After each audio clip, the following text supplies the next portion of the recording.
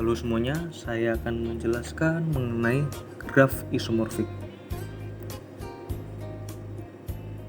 Nah, sebelumnya telah dibahas mengenai definisi graf dan berbagai hal jenis dengan graf.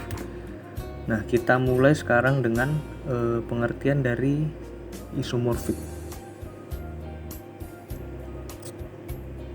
Nah, jadi ada sebuah definisi yang mengatakan dua buah graf G1 dan G2 dikatakan isomorfik jika terdapat korespondensi satu-satu antara simpul-simpul keduanya dan antara sisi-sisi keduanya sedemikian rupa sehingga jika sisi E bersisian dengan simpul U dan V di graf G1, maka sisi E aksen juga harus bersisian dengan simpul U aksen dan V aksen di G2. Selanjutnya ada definisi mengenai graf isomorfik, di mana definisinya mengatakan diketahui graf G1 sama dengan V1, E1 dan G2 sama dengan V2, E2. Nah, graf G1 isomorfik dengan graf G2 jika ada fungsi satu-satu pi, kita misalkan pi dari V1 pada V2 sedemikian sehingga jika VW sisi di E1 maka pi V kali pi W sisi di E2 dan setiap sisi di E2 mempunyai bentuk pi V kali pi W untuk suatu VW elemen dari E1, maka dikatakan pi isomorfik dari G1 ke G2 yaitu pi D2 G1 menuju G2 sebuah isomorfik jika pi G1 G2 juga begitu.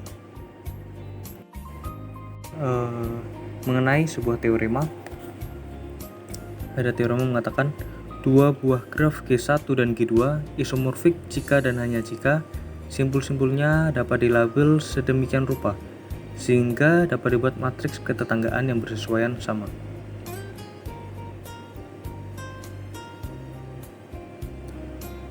Nah, dari penjelasan-penjelasan itu ada sebuah proposisi untuk jika G1 dan G2 graf isomorfik, maka harus memenuhi syarat yang pertama, G1 dan G2 mempunyai jumlah simpul yang sama, G1 dan G2 mempunyai barisan derajat yang sama, dan G1 dan G2 mempunyai jumlah sisi yang sama.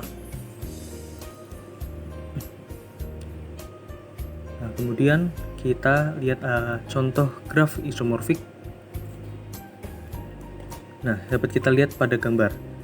Untuk G1 isomorfik dengan G2 karena kita lihat simpul 1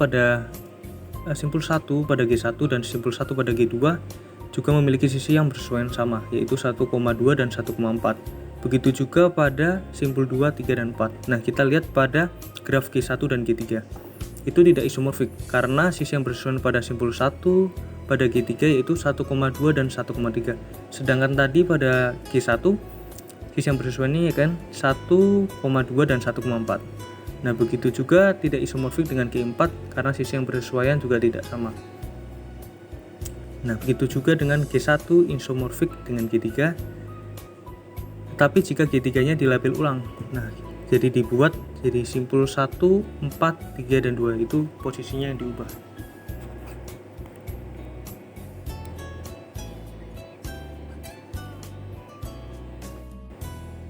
Nah, selanjutnya mengenai pembuatan graf isomorfik dari sebuah matriks ketetanggaan. Nah, misalkan ada sebuah matriks produk 5 kali 5 seperti berikut.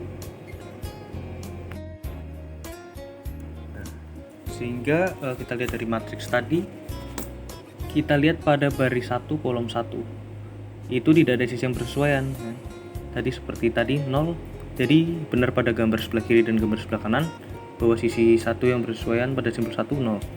Kemudian untuk baris 1 kolom kedua artinya dari simpul 1 ke simpul 2 memiliki sisi yang bersesuaian yaitu sebanyak 1 sesuai dengan matriks kan, yaitu 1,2.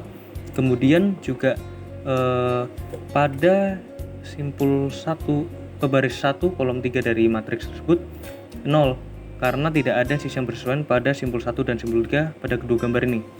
Begitu juga dengan baris 1 kolom keempat juga seterusnya. Kemudian kita akan menentukan isomorfik pada dua graf dengan membuat matriks ketetanggaan. Nah, misalkan ada sebuah graf, dua buah graf seperti berikut.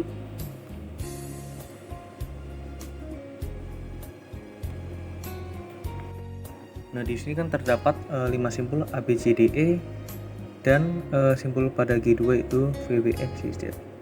Nah, kemudian kita akan mencari sisi-sisi yang bersesuaian pada matriks, sehingga matriksnya diperoleh menjadi, nah, kita lihat dengan kita buat kolom ABCDE dan baris ABCDE. Begitu juga dengan untuk matriks AG2, kolom XYVZ dan baris XYVZ. Nah, di sini kan dapat ditunjukkan bahwa pada baris A kolom A tidak ada sisi yang bersesuaian, yaitu 0. Kemudian untuk baris A kolom B artinya simpul A terhadap simpul B ada satu sisi yang bersesuaian, yaitu A, B. Begitu juga dengan X, Y, yaitu yang bersesuaian juga satu, yaitu X, Y. Kemudian untuk baris A kolom C juga memiliki satu sisi yang bersesuaian, yaitu A, C. Dan kemudian untuk X, simpul X terhadap simpul B juga satu sisi yang bersesuaian, yaitu X, B. Jadi begitu juga seterusnya. Nah, kiranya sekian penjelasan dari saya. Terima kasih.